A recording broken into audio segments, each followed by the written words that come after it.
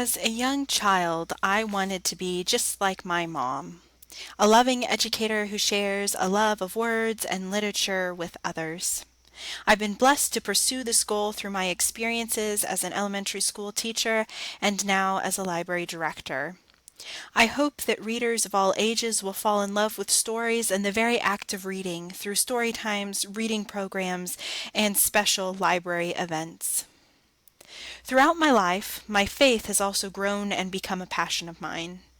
Through my double major in elementary education and Bible and religion, I was able to explore both of my passions and to explore where they intersect. As the library director of a denominational resource library, I am able to pursue ways to connect patrons with materials that challenge them and help them grow in their relationship with God and understanding of what it means to walk in the footsteps of Christ.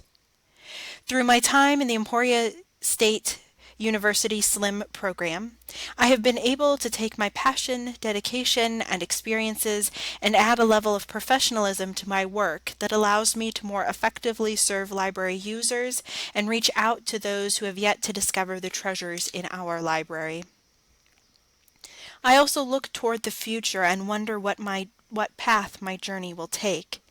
With my MLS and school library media certification, I have endless possibilities in future placements in public or school libraries, as well as the opportunity to return to the classroom, all of which would allow me to continue serving others with love and sharing my passion for words and good books. I want to share with children so that they too might want to build a fort just to sit beneath it and read. So let's take a look at my portfolio, the stepping stones to library success and my professional education. One of the foundations of our profession is a philosophy of ethical and client-centered information services for the library. I was able to wrestle with ethical information services in one of our very first projects, and in my very first class, 801, Foundations of Library and Information Service Sciences. As part of a group, we wrestled with corporate sponsorship of our school libraries. We put together this presentation with our analysis of the dilemma, parties impacted stakeholders, and our recommendations for action. A wonderful first project experience. Moving on, as evidence of my ability to explain and implement the development, maintenance, and management of collections and resources to meet specific information needs, I created this infographic on the life cycle of information at the Conference Resource Library. The research done for this project was helpful not only for the project, but for my career as I was hired as the library director of this library just a year after I had done this project. Moving on, the next project was also a very practical one, as I explored resources and suggestions for the organization of church libraries. You can find that paper here. In my role as library director, I am to resource church libraries and librarians, and certainly part of that is explaining, using, maintaining, and developing systems to organize and retrieve recorded information, helping church libraries know how to do this. This past spring, I was able to show off my skills and growth in technology by creating a web tutorial to show library patrons how to get and use the Atrium app to access our OPAC, to renew and reserve items, and to make custom lists. You can find the link here to YouTube. It is also on our library webpage. Moving on to reference and user services, in order to help develop research skills in undergraduate students, I created an infographic that can be found here to help undergrads make a research plan. This was my first experience with infographics, and it was a wonderful opportunity to expand my publicity skills as well as working with this very practical content. Throughout the SLIM program, I had many opportunities to evaluate, critique, and discuss new research in the field. Here you can find just one of the annotated bibliographies that I completed during my time in the program. This one focusing on teaching the research process to students in the school library setting. As a demonstration of my commitment to lifelong learning, I offer my reflective paper covering the ways I have grown and the meaningful courses and assignments of my 2 years as a student at Emporia State. Here you can find a copy of that paper.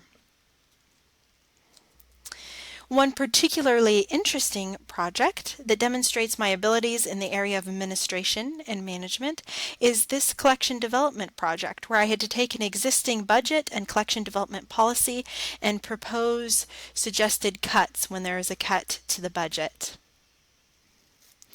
In addition to these program outcomes, I also have some examples of the very important professional values. The first value of service. Here, my commitment to quality client-centered services includes advocating for equality and valuing diversity in its many forms. One way to advocate for diversity is by being familiar with diverse authors. I was able to do an author study on Gary Soto as a diverse author, so this is just one example of my commitment to diversity in my children's collection. As for the professional value of leadership, I would like to direct you to the website Full Steam Ahead. Another group project. This is a 3-session program for libraries to do based on STEAM. As my group's webmaster and the only one who had used the Wix website creator before, I was able to practice leading a group, managing everyone's web contributions, and help blend our differing writing skills and gifts into one project that is practical and useful. As for the professional value of integrity, I direct your attention to my reflective journal for my secondary school library practicum. You can find it here. Here I write in a respectful manner about my experiences demonstrating my ethical behavior, knowledge, and attitudes towards the school library, the librarian, staff, and students that use the library. For the fourth professional value of mentorship, as I consider this professional value, I again turn to 2 items you have already seen. The infographic for undergrad research is an example of my guiding and teaching current and future clients about information use. And I also present my life cycle of the collection of the Conference Resource Library infographic. This is an example of information that can be useful to church libraries and librarians of the congregations I serve in my role at the Western District Resource Library. Also in my portfolio is the My Work tab. Here I was able to showcase some of the exciting activities at the resource library where I work. As the only staff person and a less than full-time staff person, any special event or activity requires great creativity and detailed planning. These are just some of the examples of the fun that we have in the library, including the unveiling of a creative makerspace.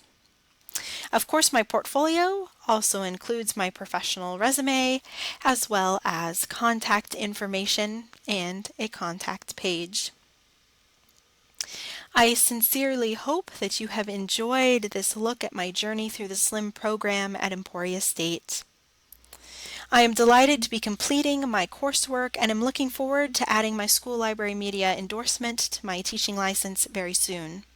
I now have the professional background and skills necessary for my current position and hope that I have a future as a loving educator who shares a passion of words and good books with others. These last 2 years have been an adventure, and I am thankful for the ways I have grown as a person and professionally.